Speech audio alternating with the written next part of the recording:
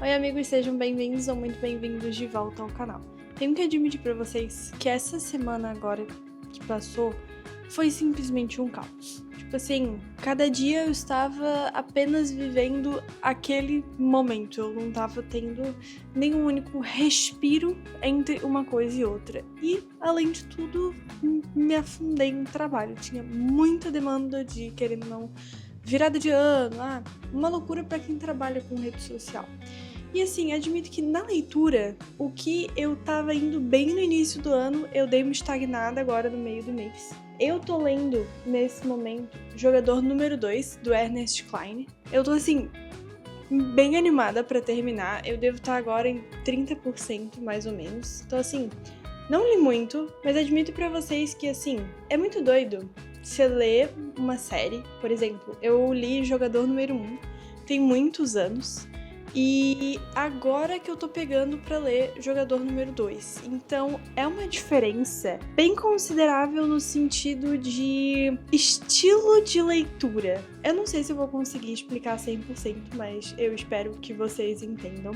Mas sabe quando você chega num momento em que você pode ter adorado o primeiro, mas se passar muito tempo pra você ler o segundo, seu gosto mudou, o estilo de história que você tá no momento é outro, a escrita você prefere outra, descobriu uma outra maneira, então você começa a enxergar a continuação com outros olhos, e é isso que tá acontecendo com o Jogador número 2. Mas assim, pro vlog de hoje, o que eu quero falar pra vocês é sobre os meus favoritados de 2024. Eu admito que 2024 não foi um ano de, assim, muitos favoritados, porque não sei, eu tava numa vibe de muitos livros específicos, então assim, eu entrei completamente no mundo de não necessariamente uma ficção, nem necessariamente uma ficção científica, mas assim, eu curti muito livros de enigma, livros em que fazem a gente pensar, mas assim, não pensar pela gente, pra gente descobrir o resultado, mas sim pensar junto do personagem, acompanhar a linha de raciocínio que foi construída pra ele, junto ali com o arco do próprio personagem. Cara, isso pra mim levou a minha experiência de leitura pra outro nível. Apesar de que eu ando me sentindo bem crítica com leitura, assim, teve épocas em que eu simplesmente praticamente gostei e favoritei, era assim. Mas ultimamente eu ando me sentindo realmente assim, cara, nuances, tenho sentido muitas nuances na minha leitura. Ok, carregou aqui, e eu sou obrigada a dizer pra vocês que tem menos livros do que eu realmente esperava. E tem alguns aqui que eu já tô seriamente repensando se eu realmente deixo como favoritado. Mas assim, vou contar pra vocês, vou explicar, e fica a recomendação, porque apesar de que talvez eu tiraria o favoritado de alguns, todos eles são muito bons. No início de 2024, eu tava numa vibe bem I'm just a girl in the world, completamente isso, eu tava completamente no romance, nananã. E aí eu li Quebrando o Gelo. Ele é um romance bem fofinho, bem fluido, cara, tu senta e lê. Ele é de verdade, assim, muito gostosinho. Eu não lembro exatamente de nomes de personagens, vou ficar devendo aqui pra vocês. Mas, resumindo de uma maneira muito geral, é a história entre uma bailarina e um jogador de hóquei. E essa bailarina, ela esquia, sabe? Então é aquele balé no gelo. E aí essa bailarina chega num momento em que o parceiro dela se machuca e ela começa a treinar um jogador de hóquei profissional. Então, cara, vai surgindo aí seu romance, seu Friends to Lovers, nananã. Admito que Friends to Lovers, ele não me pega muito. O Enemies to Lovers me pega mais, aquela coisinha da implicância e nananana. Mas isso aqui é, assim, realmente muito, muito, muito gostosinho. E eu lembro de ter me deixado com o coração quentinho, sabe? Então, fica a minha recomendação pra todos vocês. O segundo livro, por incrível que pareça, foi um desenvolvimento pessoal. Mas, se tem uma coisa que eu bato muito na tecla e que eu gosto muito, assim, de verdade, de ler sobre, de estudar sobre, de aplicar, é sobre comunicação. Principalmente formas de fazer a gente ser entendido sem gastar tanta energia de... Por exemplo, pra você se fazer ser entendido, ao invés de escrever um textão, você escreve 2 linhas e beleza, a pessoa te entendeu, ela não se sentiu ofendida e tudo mais. E pra isso eu li o Brevidade Inteligente. Esse livro, ele é mais focado na parte de trabalho e criação de conteúdo, que é com que eu trabalho hoje. Mas sabe quando você chega num momento de trabalho, de vida, enfim, em que tudo que você quer é que a outra pessoa pare de falar porque você já não aguenta mais, você sente uma perda de tempo, uma perda de energia absurda, só absorvendo tudo que aquela pessoa quer te passar e você só pensa assim, cara, isso é tudo tão irrelevante. Poxa, me resume em 2 frases e tá tudo bem, você não precisa falar tanto. Então, é muito sobre isso que esse livro fala. Não como aguentar os outros, mas como não ser essa outra pessoa em que ninguém quer ouvir. Então, seja breve, seja inteligente, saiba que palavras usar, saiba como usar, como organizar um pensamento. E ficou como favoritado, de fato, assim, maravilhoso. Esse eu não mudo, e se tivesse alguma coisa além do favoritado, eu ainda fazia o a mais. O terceiro favoritado de 2024 foi Uma Mulher no Escuro, do Rafael Montes. Eu admito que Rafael Montes sempre tem um lugar especial no meu coração.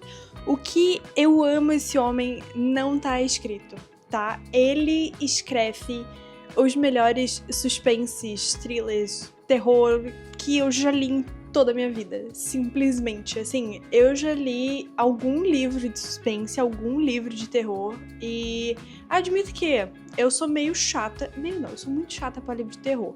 E livro, né, assim, o suspense, o thriller, ele me pega mais, então eu consigo livros maiores. Agora, terror mesmo, tipo assim, eu nunca leria It a Coisa, porque daí eu já acho, tipo, paia demais, entendeu?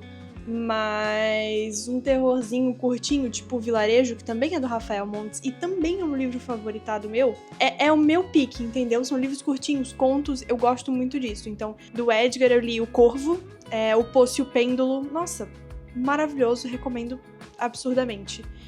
Outros de suspense, thrillers, assim, que eu gostei muito, Escuridão Total Sem Estrelas, mas esse é do Steven alguma coisa, eu acho. Não me lembro exatamente do nome agora. Mas Uma Mulher no Escuro é simplesmente maravilhoso. É muito doido como o Rafael ele consegue brincar com a parte psicológica das pessoas. É muito assim, não é um terror da loira descendo no porão, entendeu? Se a loira descer no porão, é no máximo uma metáfora pra alguém que tá muito zoado psicologicamente. Então, assim, Uma Mulher no Escuro conta a história de uma mulher, se eu não me engano o nome dela é Vitória, ou Victoria, e ela tem a família inteira assassinada quando ela era pequena. E ela meio que assistiu tudo. E foi assim, aqueles assassinatos, mas quando o assassino ele tem como se fosse uma assinatura. Então ele pegou e pichou o rosto da família dela quando, né, foi embora e tudo mais. E aí, nisso, ela desenvolveu um trauma absurdo, pois de adulta ela tem que lidar com essas questões dela, de autoconhecimento e tudo mais, ela tem acompanhamento psiquiátrico. Então, assim, quando ela vira adulta, ela tem que lidar com essas questões, porque, querendo ou não, ela cresceu como uma pessoa muito tímida, muito retraída, ela tem muito medo de confiar nas pessoas, de deixar as pessoas entrarem na vida dela, tem vergonha desse passado, de ter que contar, tipo, olha, você nunca vai conhecer os seus sogros, o seu cunhado, porque na verdade eles morreram quando eu tinha 4 anos, a facadas e, né, por um assassino que pichou a cara deles. Então, ela tem um passado traumático que ela tem vergonha e é muito complicado para ela de manejar, porque ela não consegue entender o que ela tá sentindo. Ela não consegue se comunicar de uma maneira de fato efetiva. E aí, nisso, tem 3 pessoas principais na vida dela, que é um amigo, um possível namorado e o terapeuta dela. E aí, eles tentam fazer com que ela comece a se abrir e o enredo é a partir daí. E é simplesmente maravilhoso. O final, admito que eu não esperava. Assim, nada. Mas o Rafael, ele tem um jeito, porque não tem necessariamente um plot. Eu não sei, eu não sinto aqui, obviamente, a história tem sua reviravolta, tem sua resolução, que é o que a gente normalmente chama de plot. Tem alguns momentos no livro em que tudo que tu consegue fazer é fechar ou, sei lá, desligar o Kindle e ficar, tipo, olhando pro teto e pensando: meu Deus. Com essa cara. E você não consegue assimilar o que tá acontecendo. Porque ao mesmo tempo que é pesadíssimo, é escrito de uma forma tão... Não quero dizer leve, porque não é escrito de uma forma leve, mas é escrito de uma forma tão concisa, tão, de fato, como se a gente estivesse na cabeça de uma pessoa que tem o seu transtorno psiquiátrico e que acha aquilo normal. Então é contado de uma forma muito consciente, é contado de uma forma muito consistente. Então, cara, assim, é uma escrita que me prende de uma maneira que, me dá até vontade de ler sobre assassinato de novo. Então, né? Mais um favoritado aí. E se vocês lerem algum livro do Rafael Montes, sério, qualquer um, contem nos comentários pra mim, porque eu preciso de pessoas pra conversar sobre. Agora, a gente entra numa parte dos meus favoritados, em que é realmente mais voltada pra aquela parte de enigma que eu falei pra vocês, e que esses 3 livros, eles foram, de fato, o que me fez ver alguns enredos e narrativas de uma maneira completamente diferente, que é a trilogia de Jogos de Herança. Então, o primeiro livro, Jogos de Herança, o segundo, O Herdeiro Perdido, e o terceiro, que é a Aposta Final. Todos os 3 eu favoritei. Tem, inclusive, acho que 2 vlogs aqui no canal, um falando sobre os irmãos Hawthorne, que é o 4º livro, e outro falando sobre o Grande Jogo, que é o 5º. Admito que me decepcionei, né, tanto no 4º quanto no 5º, mas muito provavelmente se lançarem o 6º, também estarei lá além. Até porque, apesar de tudo, apesar de eu ter me decepcionado, não foi aquela decepção de tipo, nossa, uma estrela horrível. Foi só uma decepção de eu ter criado expectativas demais por conta desses 3 primeiros terem sido simplesmente assim, estarrecedores na minha vida, divisores de água, maravilhosos. Se eu pudesse esquecer pra ler de novo, faria, mas infelizmente não é possível e a gente fica nessa, né? Então, se lançar um 6º, vou ler igual. Se a autora lançar mais coisa, vou ler igual. Inclusive, quero muito ler alguma coisa dos Carros dos Arquivados. Então, essa série já tá na minha lista aí, já tá no Kindle. Na hora, eu vou lê-la. Mas, a história desses 3, eu vou falar um apanhado geral, e aí vocês vão entender mais ou menos. É uma treta meio que de família, tá? Então, assim, um bilionário faleceu e ele tinha, obviamente, uma família para quem ele ia deixar toda a herança dele. No testamento, ele deixa que, tanto vai para fulano, tanto vai para outro fulano, nananana, e todo o resto da minha herança, então, tipo assim, a maioria dos bilhões ali, o resto ficou tipo, 100 mil, 200 mil, 300 mil, 500 mil, tal. O resto dos bilhões ficou pra uma guria que simplesmente ninguém conhecia, que era justamente a Avery. E assim, nem mesmo ela entende por que ela ficou com isso. Inclusive, ela achou que era, tipo assim, gozação com a cara dela. Aí só depois que foi cair a ficha e tudo mais. E por que eu digo que isso me prendeu? Porque a partir desse momento, a única coisa que a herança dizia assim: você vai receber, é tudo seu. Só que você tem que morar 1 ano na minha casa com toda a minha família. E assim, a estrutura familiar, só pra vocês entenderem, esse cara que faleceu, ele teve 2 filhas. Uma delas, não lembro se teve filho. Eu acho que se teve, não apareceu na história, mas agora realmente me falha a memória. E a outra teve 4. Então, desses 4 netos, eles eram basicamente, assim, os bambambam ali da casa, os favoritos do velho, que eles chamavam assim. Então, o maior desafio dela era conviver com eles. Surge daí romance, né? Que a gente já imaginava, obviamente. E também teve a questão de que essa menina tinha uma irmã. Então, as duas se mudam pra casa, começa escola nova, nananã. E no meio disso tudo, ela descobre, junto com os 4 netos, que ele deixou uma série de enigmas, ele, o velho, que todos eles têm que resolver pra tirar alguns segredos de família. Porque assim, além das 2 filhas, ele teve um filho. E esse filho esse deu o que falar. Deu história com mídia e nananã. Então, tipo assim, a família tem vários segredos e eles têm que ir solucionando, inclusive pra ficarem vivos. Então, assim, que vontade de apagar minha memória pra ler de novo.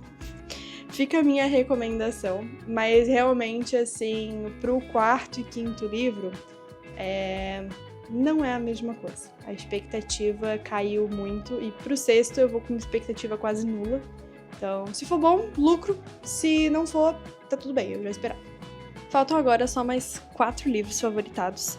E um deles é A Ladra Amaldiçoada. Esse daqui, ele é no mesmo estilo de jogos de herança, inclusive por isso que eu favoritei. Não no mesmo estilo de história, mas no mesmo estilo de uma narrativa com enigmas, com coisas a se resolver. Conta a história de uma menina que ela assumiu o lugar de outra pra poder viver no bem bom, digamos assim. Claro que não é só por puro egoísmo que ela fez isso, mas eu também não quero dar spoiler aqui. Mas ela tem um motivo de por que ela fez isso. E chega um momento da história em que ela é amaldiçoada, porque por muito tempo, depois que ela assumiu o lugar dessa outra pessoa, dessa outra mulher, ela começou a fazer algumas outras coisas pra poder fugir, porque ela não queria ficar pra sempre vivendo como essa mulher, ela queria voltar a ser quem ela era, só que ela precisava de recursos pra isso. Então ela foi roubando. Nisso, essa outra pessoa, essa bruxa, deusa, pegou e amaldiçoou ela por esses atos que ela tava cometendo, entendeu? E aí a maldição é que, pela ganância dela de ir roubando as coisas, iam começar a crescer joias no corpo dela. E em algum momento, o corpo dela ia virar basicamente uma joia só e ela ia morrer ali. E a história se desenrola a partir disso, de ela tentando desfazer essa maldição. Porque deusa, bruxa, enfim, o que for, ela disse alguma coisa de que dava pra quebrar essa maldição se ela pagasse o preço, alguma coisa assim. Eu só lembro que tinha como parar essa maldição. Cara, é um livro em que ela começa a voltar a se envolver de fato com as pessoas, porque enquanto ela estava sendo ali uma ladra e tudo mais, ela estava vivendo muito sozinha.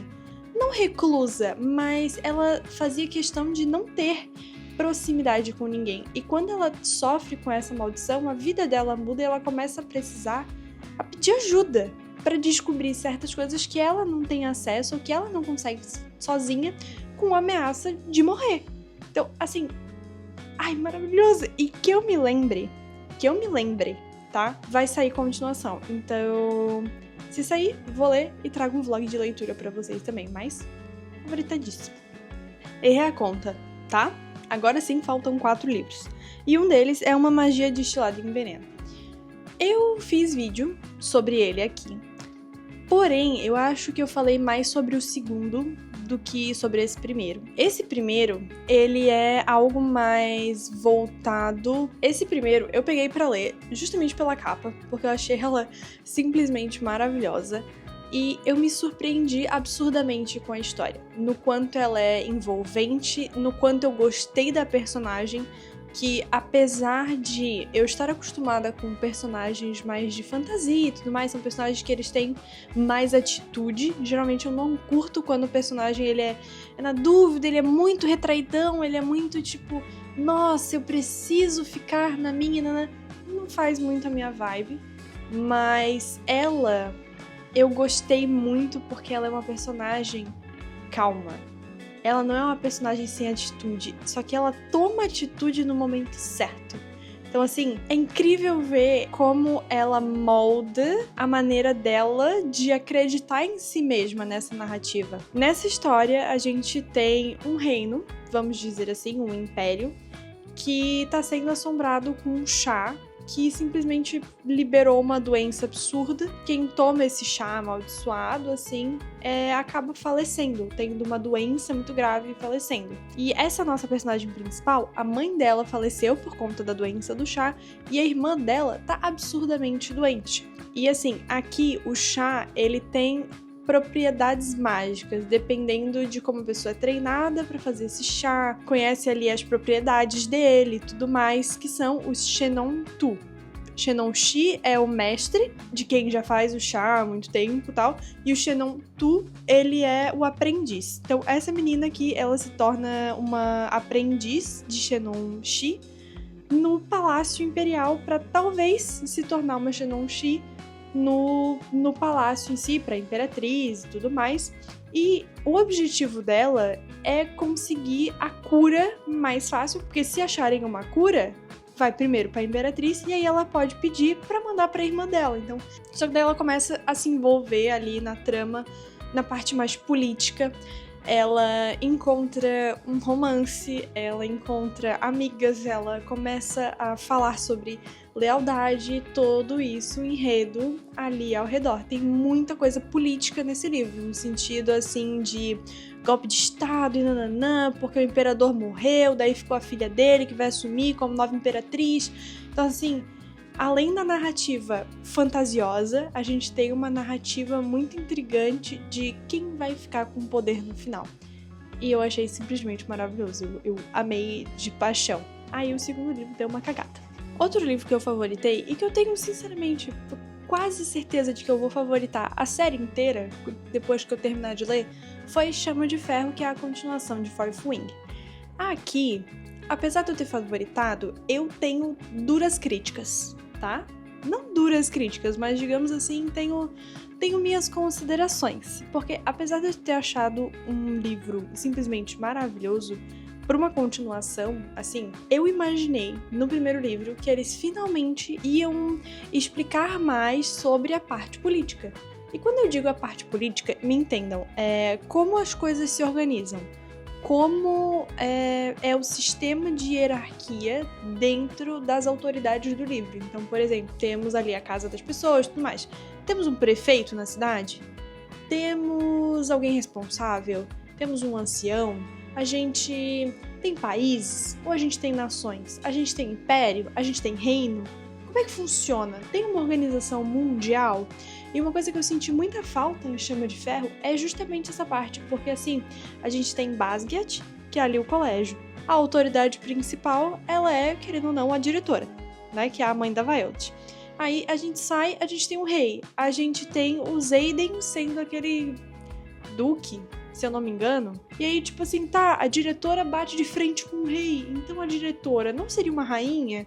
Só que como é que funciona essa troca? Não sei, na minha cabeça não faz o mínimo sentido. Então é uma coisa que eu gostaria muito que a Rebecca Yarros desse uma desenvolvida. Mas não no sentido de estar ruim. Ok, dá pra entender. Só que ainda assim tá meio perdido, tipo, não tem uma equivalência. Na minha cabeça não faz sentido, e isso faz muita falta pra mim, porque, sei lá, se a Cat lá ficar com o Xaden, vai ser uma princesa com um duque. Uma princesa com o duque que não consegue bater de frente com uma diretora? Ou consegue? Fica aí o questionamento. Claro que acontecem coisas com a diretora nesse livro que a gente não tem nem o que falar, né? Daí eu já sei que não vão bater de frente, mas cara, e aí? Me faltou essa parte. Mas de resto, é a continuação, pra quem não leu o primeiro, basicamente é um colégio de guerra, onde a gente tem os quadrantes, e o quadrante em que a história ali se passa é o dos Cavaleiros de Dragões. Nesse livro, uma coisa que eu gostei bastante é que, e que eu achei inclusive bem diferente, é que aqui os dragões não são submissos aos humanos, o que faz um absurdo sentido. Vamos e convenhamos. Aqui, os dragões, eles têm, tipo assim, tem os combinados deles, entre eles têm a hierarquia deles lá, e os seres humanos, eles são obrigados a respeitar, porque senão o dragão chega e taca fogo em todo mundo. Cara, se eu fosse um dragão e tivesse que obedecer uma pessoa do meu tamanho, eu não obedeceria, eu tacaria fogo. Então, pra mim, faz muito mais sentido essa organização. É a hierarquia que faz sentido pra mim no livro. Mas, assim, o segundo livro, ele é mais focado em continuar o pensamento e a revolução do final do primeiro livro, do plot do primeiro livro. Então, cara, recomendo bastante. Eu curti muito, apesar de ter achado algumas partes um tanto quanto perdidas num sentido de falta de explicação. Então, torço de novo para que no terceiro, Tempestade de Ônix, que vai lançar mês que vem aqui no Brasil, se corrija. Ou seja explicado, enfim. Tomara, mas eu curto muito a narrativa, é um livro que me prende muito, então favoritado. Penúltimo favoritado do ano, a gente teve Amores Verdadeiros.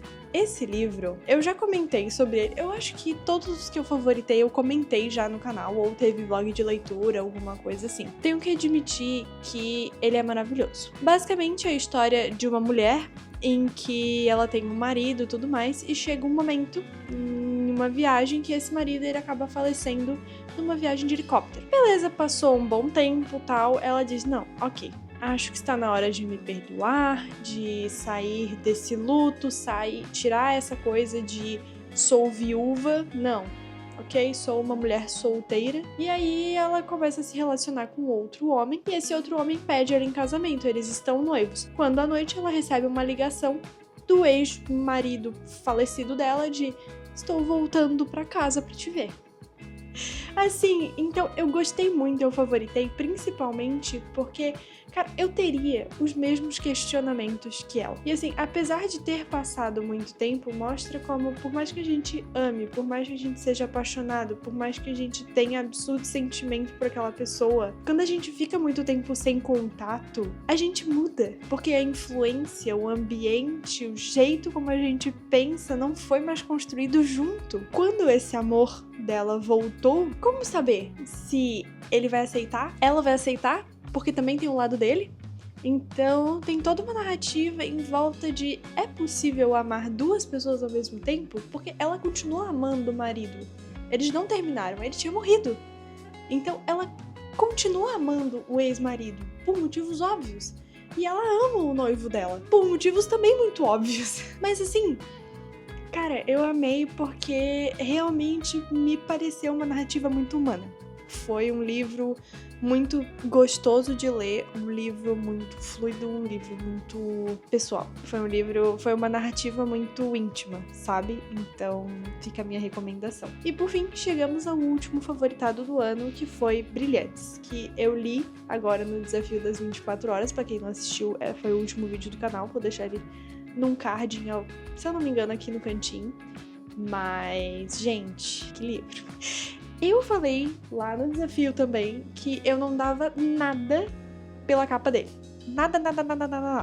Eu não sei, o verde e amarelo, ele não me passa credibilidade de fato, o jeito como ela foi construída. Mas, depois que eu li, fez muito sentido. Não o verde e amarelo, mas o jeito como ela foi construída.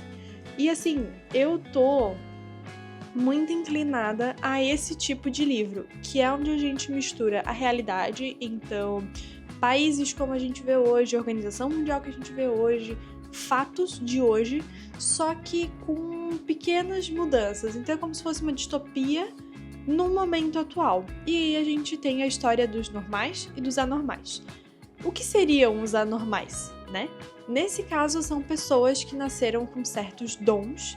Não assim algo que, é uma mutação genética, não. A pessoa só nasceu com uma facilidade para alguma coisa. Então, por exemplo, o personagem principal do livro Brilhantes, ele tem facilidade em reconhecer padrões. Então, por exemplo, ele te olha, ele sabe se tu vai dar um soco na cara dele. Ou, né? É esse tipo de padrão que ele tem. Ele consegue interpretar se a pessoa tá mentindo, se a pessoa tá falando a verdade, né? Tudo que envolva um padrão, ele consegue reconhecer de uma maneira muito fácil e muito lógica.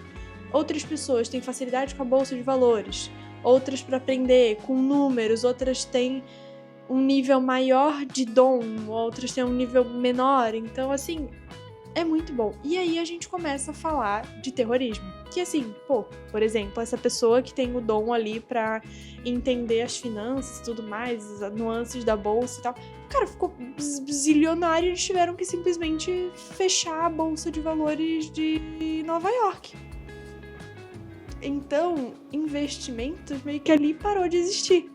E aí tinha muita gente que tira isso como vantagem. Obviamente, outras pessoas começam a querer manipular essas pessoas com dom pra usar essas pessoas a seu favor. Então, cara, é uma narrativa muito bom. A história é muito gostosa. E como a gente tá falando ali de um cara que ele é um anormal, mas trabalha pro governo normal como meio que um detetive, alguma coisa assim, tipo um policial, um cara bonzinho, ele começa a descobrir intrigas dentro do governo normal porque na verdade o normal só quer controlar o anormal porque tem medo. E tudo se desenvolve a partir daí. Então, assim, esses foram os meus favoritados do ano. Espero que vocês tenham gostado. Sério, se vocês lerem qualquer um desses, comentem aqui ou me marquem no Instagram, quando vocês lerem e tudo mais. Porque eu preciso saber que a palavra desses livros está sendo espalhada pelo mundo. E é isso. Ficamos por aqui. Um beijo. Até o próximo vlog.